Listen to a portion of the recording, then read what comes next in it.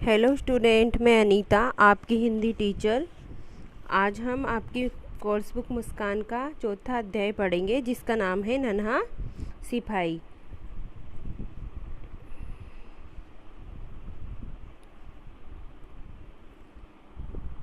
तो बच्चों, इस अध्याय में हमें एक ऐसे बालक के बारे में बताया गया है जो अनाथ है और जो स्कूल भी जाता है और गडरिया भी है।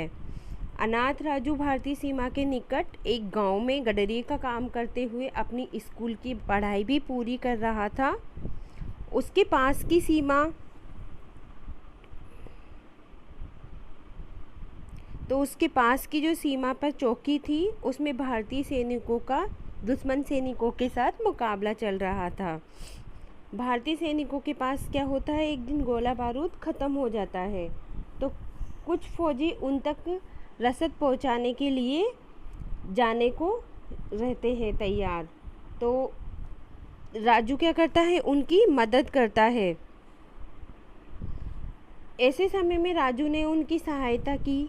वह उस चौकी तक जाने का छोटा सा रास्ता जानता था और उस रास्ते से वो जल्दी से उन सिपाहियों को, जो सैनिक सिपाही रहते हैं जिनके पास गोला बारूद ख़त्म हो जाता है, उनके पास पहुंचा देता है और जो भारतीय सैनिक रहते हैं वो जीत जाते हैं। फौजी कप्तान सैनिक स्कूल में राजू की पढ़ाई को पूरी करवाता है और उसे इनाम देने की घोषणा करता है। और इनाम के रूप में उसे क्या मिलता है कि वो जो है सैनिक स्कूल में उसका दाखिला, जो राजू जो है उसका दाखिला सैनिक स्कूल में करवाया जाए। अब हम हमारे जो अध्याय है उस पर आते हैं, नन्हा सिपाही। तो इसीलिए राजू को नन्हा सिपाही कहा गया है। 10 वर्षीय राजू भारत की सीमा के पास एक गांव में रहता था। बचपन में ही उसके माँ बाप का निधन हो गया था। फिर भी वह अकेला नहीं था। गांव के सभी लोग उसे प्यार करते थे। तो गांव के लोग उसे प्यार करते थे। स्कूल से लौटकर राजू गांव वालों की बकरियों को भी चराने ले जाता था। वहीं बीच में समय निकालकर अपने स्कूल की पढ़ाई भी समाप्त कर लेता था। तो बीच में वो क्या करता था, अपने स्कूल की पढ़ाई भी समाप्त कर लेता था। एक दिन दोपहर के समय उसकी सारी बकरियां इधर उधर चर रही थी। वह एक पेड़ के नीचे बैठा अपना स्कूल का काम कर रहा था। तो अचानक से उसे दूर से फौजी अफसरों के भारी भरकम बूटों की आवाज़ आती है। बूट क्या होते हैं, जूते होते हैं। तो उसे उनके जो भारी भारी जो जूते होते हैं सैनिकों के, उनकी आवाज़ आती है। पिछले कुछ दिनों से पड़ोसी देश के कुछ आतंकवादियों की आसपास के इलाकों में घुसपैठ जारी थी। घुसपैठ होती है अवैध प्रवेश। तो जो अवैध प्रवेश होता है वो लोग, मतलब हमारे जो राष्ट्र में जो अवैध बिना परमिशन के जो घुस जाते हैं उसे अवैध प्रवेश कहते हैं और उसे ही घुसपैठ कहते हैं। पड़ोसी देश की इन हरकतों से गांव वाले भी परेशान रहते थे। वे लोग उनके गांव में लूट खसोट करते थे और मारपीट भी करते थे। राजू सोचता था बड़ा होकर वे भी फौज में भर्ती होगा और अपनी बंदूक से इन सब दुश्मनों को मार गिराएगा। राजू अपने विचारों में खोया हुआ ही था कि फौजियों के कदमों की आवाज़ें एकदम उसके करीब आ गई। तो पहले तो दूर से आवाज़ आ रही थी, अब आवाज़ उसके करीब ही आने लगी। बहुत से फौजी बड़े मैदान में कुछ बातचीत कर रहे थे। उत्सुकता होती है जिज्ञासा। तो जब राजू को भी जानने की उत्सुकता हुई, जिज्ञासा हुई, तो वह उनके करीब चला गया। वह चुपचाप उनकी बात सुनने की कोशिश कर ही रहा था कि उनमें से एक बड़ी बड़ी मूँछों वाले हट्टे कट्टे वर्दीधारी भारतीय सैनिक अधिकारी ने कड़क आवाज़ में उससे पूछा, कौन हो तुम? तो राजू से एक वर्दीधारी सैनिक पूछता है कि तुम कौन हो? तो राजू कहता है वो घबरा जाता है और कहता है मैं एक बार तो राजू घबरा गया, पर फिर जोर से सीना तान कर जवाब दिया, मैं इस देश का नन्हा सिपाही हूँ। राजू का जवाब सुनकर फौजी मूँछों में मुस्कुरा दिया। तो फौजी की जो मूँछें थी उनके अंदर से ही वो मुस्कुरा दिया। उसकी आवाज़ नरम पड़ गई। किसकी? फौजी की आवाज़ जो है नरम पड़ गई। प्यार से उसने पूछा तुम्हारा नाम क्या है। तो फौजी ने फिर उससे प्यार से पूछा तुम्हारा नाम क्या है। तो राजू बताता है मेरा नाम राजू है और मैं यहाँ के सोना गांव का रहने वाला हूँ। राजू ने गांव की ओर इशारा किया कि यहीं पास में, मतलब इशारा करते हुए कहा कि यही मेरा गांव है।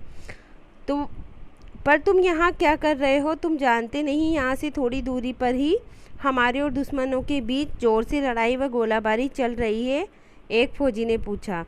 तो एक फौजी ने पूछा तुम्हें डर नहीं लग रहा, तुम यहाँ पर क्या कर रही हो, यहाँ पर तो दुश्मन देश से हमारी लड़ाई चल रही है। तो राजू ने जवाब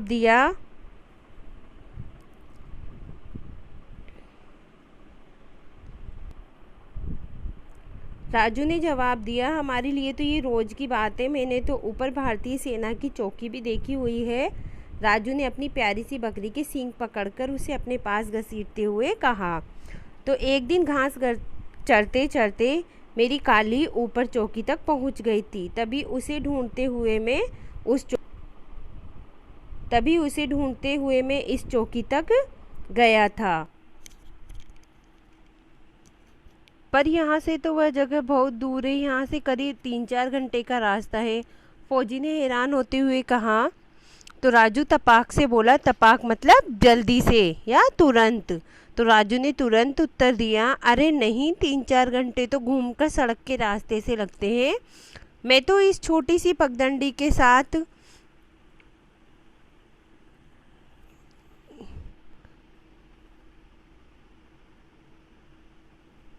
चढ़कर आधे घंटे में ही ऊपर पहुंच जाता हूँ। तो अधिकारी ने कहा, हमारी चौकी में गोला बारूद और रसद खत्म हो गई है।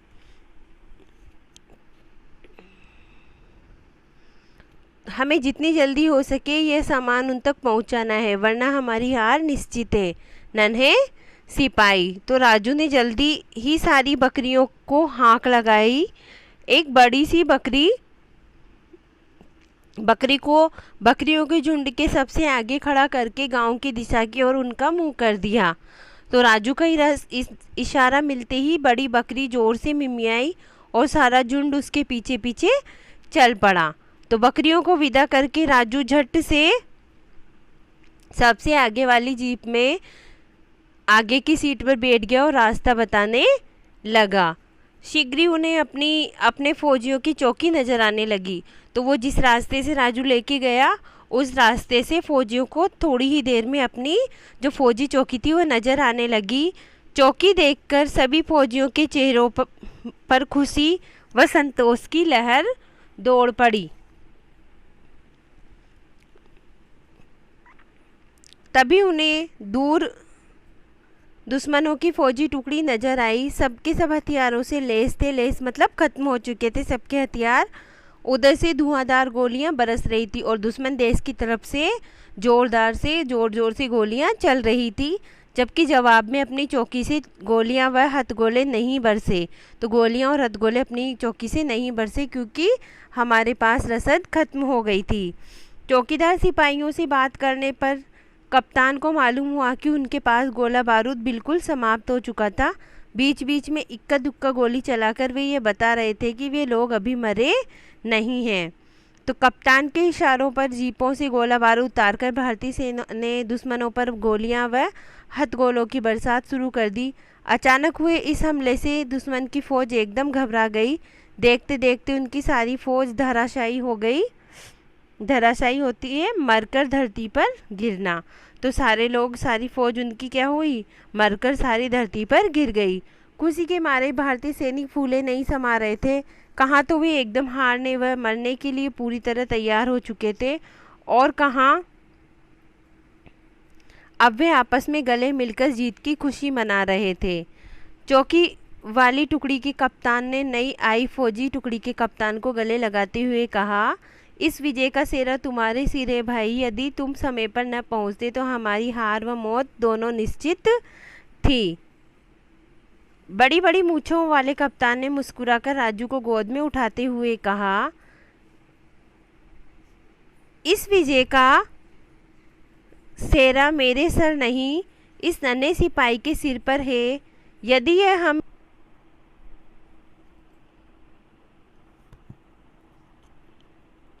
तो बड़ी बड़ी मूंछों वाला कप्तान मुस्कुराकर कहता है कि ये सब मैंने नहीं किया, तो इस विजय का सेहरा मेरे नहीं, इस नन्हे सिपाही के सिर पर है। यदि यह हमें आज रास्ता न दिखाता तो हम आज नहीं कल तक ही तुम्हारे पास पहुंच पाते।